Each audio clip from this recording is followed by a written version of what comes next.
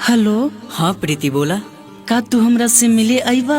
मिले तो हम ना आ पाइब, लेकिन कल सावन के पहला सोमवारी बा, तू गांव के शिवाला पे आइह, जरूर भेंट होई। ठीक बा। का रे माधरजात, तोहरा इतना हिम्मत कि हमरा घर की इज्जत में हाथ डालता रे? एमे हिम्मत के का बात बा?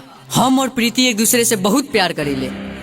का रे, इस सच का होता है? ना ना भैया, ऐसा कोनो बात नहीं खे, ये झूठ बोलता। मारा सुन साला के।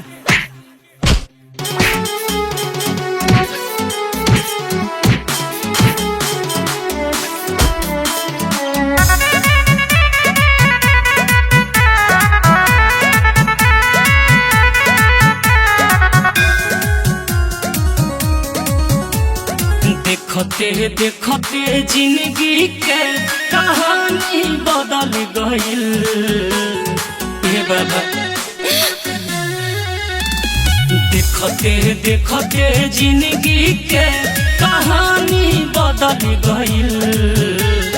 नजर के सोझाए बाबा मोर रानी बदल गईल। नजर के सोझाए बाबा मोर रानी बदल गईल।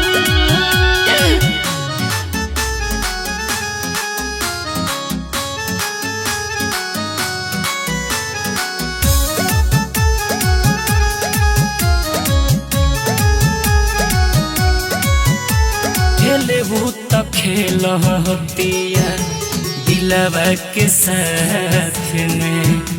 देखिए बाबा बानी कवना हालत में। छल कोइले बिया ओकर के फल दे दी।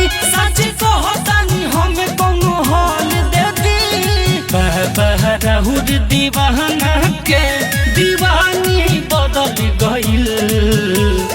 नजर के सोझाए बाबा मोर रानी बदल गईल।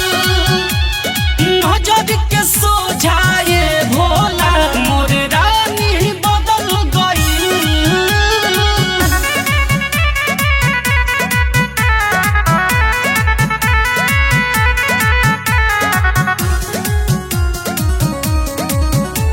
कवन जन्म के बदल दिया सधब। नजरी के सोझा दिया नजर चुराब। राजमणि कहे दुखावा के गाई हो। रन करन बुदिल न लगाई हो।